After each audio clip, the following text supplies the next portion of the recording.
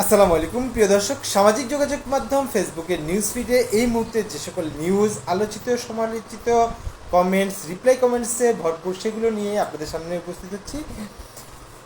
প্রিয় দর্শক, বিগত ভিডিওটিতে আমি কয়েকটি শব্দগত ভুল করেছি, কয়েকটি বাজে কমেন্টস করে ফেলেছি। এটাতে ফারুক নামে একজন আমাকে বলেছে যে আসলে এই কমেন্টসটা পড়া ঠিক হয় নাই। আমি ফারুকের উদ্দেশ্যে বলতে চাই, আপনাকে ধন্যবাদ। বিষয়টির জন্য আমি দুঃখিত এবং লজ্জিত। প্রথমে যে নিউজটি সামাজিক যোগাযোগ মাধ্যমে যথেষ্ট আলোচিত, সমালোচিত হয়েছে, সেটা হচ্ছে যে বিভাজনের রাজনীতি আবার শুরু হয়েছে বলে বক্তব্য দিয়েছেন মির্জা ফখরুল ইসলাম আলমগীর। বিএনপির মহাসচিব জনাব মির্জা ফখরুল ইসলাম আলমগীর 20 মে তাদের একটি আলোচনায় এই কথাটি বলেছেন। এই নিউজটি যথেষ্ট লাভ রিয়েক্ট করেছে, যথেষ্ট পজিটিভ কমেন্টস করেছে।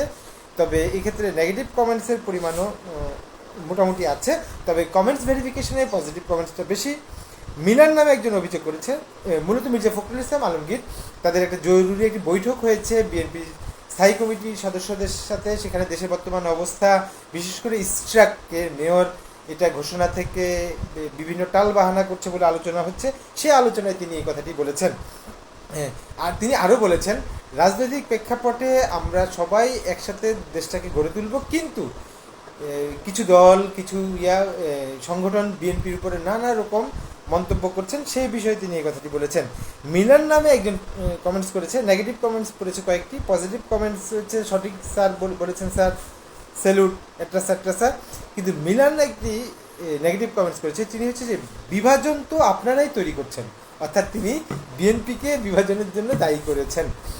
আইটি নিউজ, এই নিউজটি যথেষ্ট স্যাড রিয়েক্ট করেছে, যথেষ্ট, বিশেষ করে নিউজটি পড়তে আমারও খুবই কষ্ট লাগছে। সেটা হচ্ছে যে জাতিসংঘের হিসাব অনুযায়ী এবং সতর্কতা জারি করেছে, পরবর্তী 48 ঘন্টায় মারা যেতে পারে গাজার 14,000 শিশু। বিষয়টি সত্যি দুঃখজনক। আল্লাহ পাক আমাদেরকে সবাইকে রহমত দান করুক। ইসরায়েলের যে গণহত্যা, বিশেষ করে বড় থেকে শুরু করে শিশুদের প্রচুর কষ্ট হচ্ছে, তারা এখন খাবারের সংকটে ভুগছে। হাফিজ নামে একজন কমেন্টস করছে, আল্লাহ হেফাজত করুন, এছাড়া তো আল্লাহর কাছে বলার ছাড়া আর কিছু নেই। শাহাদাত মেয়র হতে পারলে ইশরাক কেন পারবেন না বলে মন্তব্য করেছেন রিজভী, রুহুল কবির রিজভী। এই কথাটি বলেছেন বিএনপির যুগ্ম মহাসচিব রুহুল কবির রিজভী 20 মে খিলক্ষেতে। তিনি জুলাই গণহত্যার সময়, অথবা জুলাই আগস্টের যে হত্যা, সে হত্যায় আহত বিএনপির রাকিবুলকে দেখতে গিয়ে তিনি এই কথাটি বলেছেন। তিনি রাকিবুলের খোঁজ খবর নেয়, সেখানে সাংবাদিকের সাথে আলোচনা করতে তিনি এই কথা বলেন যে চট্টগ্রামের শাহাদাত যদি সিটি কর্পোরেশনের মেয়র হতে পারে, তাহলে ইশরাকের দোষ কোথায়? এটা নিয়ে যথেষ্ট লাভ রিয়েক্ট করেছে, তবে এর ভিতরে হাহা কমেন্টস বেশি, নেগেটিভ কমেন্টস বেশি। কামাল নামে একজন কমেন্টস করেছে, বেশ ভালো কথা, ইশরাক হতে পারলে আমাদের দোষ নাই, তবে চরমোনায়ের কে মেয়র দিলে দোষ কোথায়? তো উনি ঘুরিয়ে পিছিয়ে কথা বলেছে, ওনাকে একজনের নক করেছে। এই নিউজটি যথেষ্ট স্যাড। অবৈধ পথে ইতালি যাত্রায় 1,28,00,000 টাকা মুক্তিপণ দিয়ে 2 জন ফেরত এলো।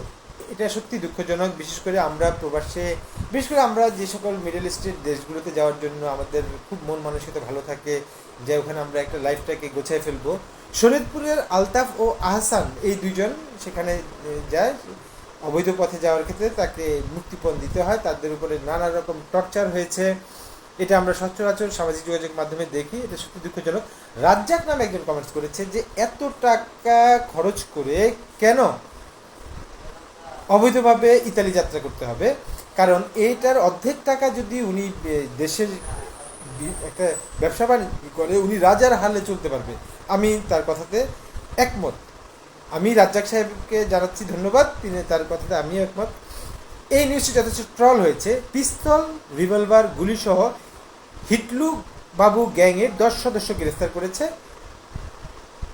এই নিউজটি ভাসান টেকের ঘটনা। ভাসান টেকে যে কোনো সময় দেখা যাচ্ছে যত অপরাধ বেড়ে গেছে, সন্ধ্যা হলেই ওখানে ছিনতাই, রাহাজানি হয়। সেনাবাহিনীর একটি বিশেষ টিম একে গ্রেফতার করেছে।